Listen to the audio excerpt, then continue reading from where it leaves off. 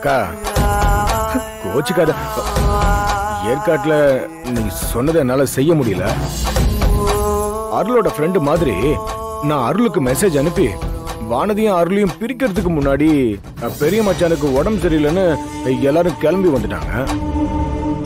அக்கா நீ கவலைப்படாதக்கா, அவங்க 2 பேரையும் எப்படியாவது பிரிச்சு காட்டுறேன். டேய், நீ என்னமோ பண்ணி தொலை. இப்ப எனக்கு வேற ஒரு பிரச்சனை என் மண்டைக்குள்ள ஓடிட்டு இருக்கு. என்ன பிரச்சனைக்கா? இந்த வீட்டோட பெரியவரு ஹாஸ்பிட்டல்ல படுத்திருக்காருல்ல, அவரோட இடத்துக்கு எப்படியாவது என் புருஷனை கொண்டு வரணும். அத செய்யறதுக்கு தான் இப்ப நான் யோசிச்சுக்கிட்டு இருக்கேன். அக்கா அதுக்கு முதல்ல உன் புருஷன் ஒத்துக்கணுமே. அவர்தான் அதுக்கு ஒத்துக்க மாட்டாரு. அவர்தான் எல்லாம் என் அண்ணன் தான், அண்ணன் சொல்றதுதான் வேத வாக்குன்னு இருப்பாரு. டேய், அவர் அப்படி இருக்காருங்கிறதுக்காக என்ன அப்படியே விட்டுற சொல்றியா? இந்த மாதிரி வாய்ப்பு எனக்கு திரும்ப கிடைக்காது. ஏதாவது ஒண்ணு பண்ணி அந்த பெரியவரோட அதிகாரத்தை ஏன் புருஷன் கையில கொண்டு வரணும். கூடிய சீக்கிரத்துல அத நான் செஞ்சு காட்டுறேன்டா. சரிக்கா, உன் புருஷன் விஷயத்தை நீ பாத்துக்கோ. அருள் வானதி பிரிக்கிற விஷயத்தை நான் பாத்துக்கிறேன்.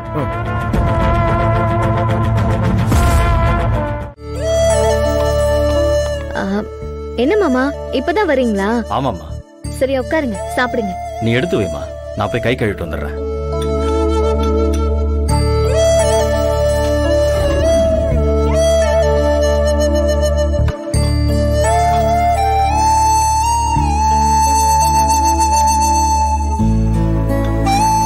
நீ சாப்பிட்டியாமா? சாப்பிட்டுட்டு தான் எல்லாத்தையும் எடுத்து வச்சுட்டு இருந்தேன் மாமா. வீட்டுல மத்தவங்க எல்லாரும் சாப்பிட்டாங்களா? கல்யாணி அத்தையை தவிர மத்த எல்லாருமே சாப்பிட்டாங்க. கல்யாணி சாப்பிடலையா? ஏம்மா? ஏன்னு தெரியல, பாட்டி தான் போய் கூப்பிட்டாங்க. பசி இல்ல வேண்டான்னு சொல்லிட்டாங்களாம். அத்தை ஏதோ கோவத்துல இருக்கிற மாதிரி தெரிஞ்சதுன்னு பாட்டி சொன்னாங்க.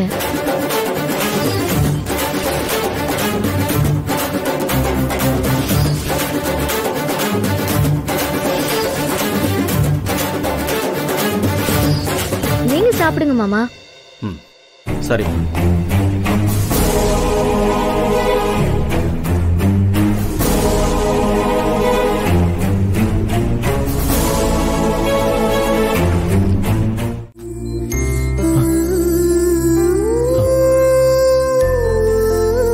சாரி, எப்படி தூங்கினே தெரியல. தூக்கத்துல ஓ மேல வர சாஞ்சு தூங்கிட்டேன் போல இருக்கு. என்ன மன்னிச்சிரு, தெரியாம நடந்துருச்சு. ஏய், அதெல்லாம் ஒண்ணும் பரவாயில்ல. நீ ரொம்ப அசதியா இருந்த, அதான் நானும் உன்னை எழுப்பல. அப்பாவுக்கு ட்ரிப்ஸ் மாத்தியாச்சா? மாத்தியாச்சு. சரி, நமக்கு வீட்ல இருந்து சாப்பாடு கொடுத்து விட்டுருக்காங்களா? ட்ரிப்ஸ் மாத்த வரும்போது சிஸ்டர் சொன்னாங்க, பசிக்குது, வா போய் சாப்பிடலாம். எனக்கு வேணாம் நந்தினி, நீ போய் சாப்பிடு. இப்படியே சாப்பிடாம எவ்வளவு நேரம் இருப்ப? நாம ஏற்காட்டுல இருக்கும் போது நீ சாப்பிட்டது, இன்னும் சாப்பிடல, வா. இல்ல நந்தினி, எனக்கு சுத்தமா பசி இல்ல. அப்போ எனக்கும் வேண்டாம், நானும் சாப்பிடல. ஏய், நீ ஏன் சாப்பிடாம இருக்க? நீ போய் சாப்பிடு போ. எனக்கு பசி இல்ல. இப்பதானே பசிக்குதுன்னு சொன்ன. அது அப்ப, எனக்கு இப்போ பசி இல்ல. இப்ப நான் சாப்பிட்டாதான் நீ சாப்பிடுவல்ல? ஆமா. கல்யாணி, ஏ கல்யாணி, உன்னதான். நீ இன்னும் சாப்பிடலையாமே, போய் சாப்பிடு. எனக்கு பசிக்கல, எனக்கு எதுவும் வேண்டாம். எவ்வளவு சண்டை போட்டாலும் நீ சாப்பாடெல்லாம் வேண்டான்னு சொல்ற ஆள் இல்லையே. இன்னைக்கு என்னாச்சு? சந்தோஷத்துல எனக்கு அப்படியே வயிறு குளிர்ந்து போய் கிடக்கு, அதனாலதான் வேணான்னு சொன்னேன். விடுங்களேன். இப்ப எதுக்கு நீ கோச்சிட்டு இருக்க? நான் கோச்சிக்கிட்டு இருக்கேன்னு யார் சொன்னது? எனக்கு யார் மேலயும் எந்த கோவமும் இல்ல. முதல்ல என்னோட கோவத்துக்கு என்ன மரியாதை இருக்கு? அப்புறம் நான் கோச்சிக்கிட்டு என்னதான் ஆக போகுது? அண்ணன் உடம்பு சரியில்லாத இருக்கிற வரைக்கும் அவர் இடத்துல இருந்து எல்லாத்தையும் நான் பாத்துக்கணும்னு நீ நினைக்கிற, அவ்வளவுதானே? நான் பாத்துக்கிறேன், போதுமா? என்னங்க சொல்றீங்க? நிஜமாதான் சொல்றீங்களா? இப்ப இப்படி சொல்லிட்டு அதுக்கப்புறம் உங்க அண்ணன் தான் முடிவெடுக்கணும்னு சொல்ல மாட்டீங்களே? என் அண்ணனே என்ன பாத்துக்க சொல்ல போறாரு, நீ வேணும்னா பாரு. எதை வச்சு அப்படி சொல்றீங்க? நான் டீ கடைக்கு போயிருந்தப்போ அங்க இருந்த எல்லாருமே நான் தான் அண்ணனுக்கு அடுத்தது பொறுப்பை ஏத்துப்பேன்னு எல்லாரும் சொல்றாங்க. ஊர் உலகமே அப்படிதான் நினைக்கிறாங்கன்னா எங்க அண்ணனும் அப்படிதானே நினைப்பாரு. அதனால அண்ணன் கண்ணு முடிச்சதும் அவர்கிட்ட போய் கேட்டா கூட அவரும் இதே தான் சொல்லுவார். இதை தாங்க நானும் சொன்னேன். அதுக்கு தான் நீங்க கோச்சுக்கிட்டீங்க. என் அண்ணனுக்கு அடுத்து நான் தான் வரணும்னு எல்லாரும் நினைக்கும் போது நீயும் அப்படி நினைச்சதுல ஒரு தப்பும் இல்லை. நீ அப்படி என்கிட்ட சொன்னப்போ நான் உன்கிட்ட கோவப்பட்டிருக்க கூடாதுன்னு அவங்க எல்லாரும் பேசும்போதுதான் எனக்கு தோணுச்சு.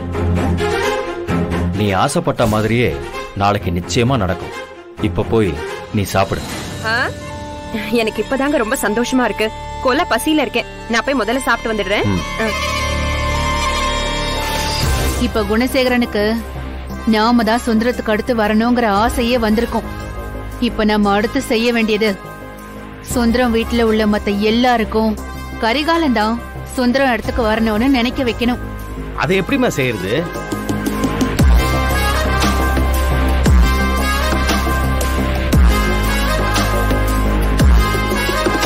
நீ யோசிச்சு வச்சிருக்கிறதெல்லாம் சரிதாம்மா. ஆனா அந்த சுந்தர வீட்டு ஆளுக சுந்தர இடத்துக்கு அப்புறம் கரிகாலம் தான் வரணும்னு நினைச்சாலும் கரிகாலம் அப்படி நினைக்க மாட்டானே.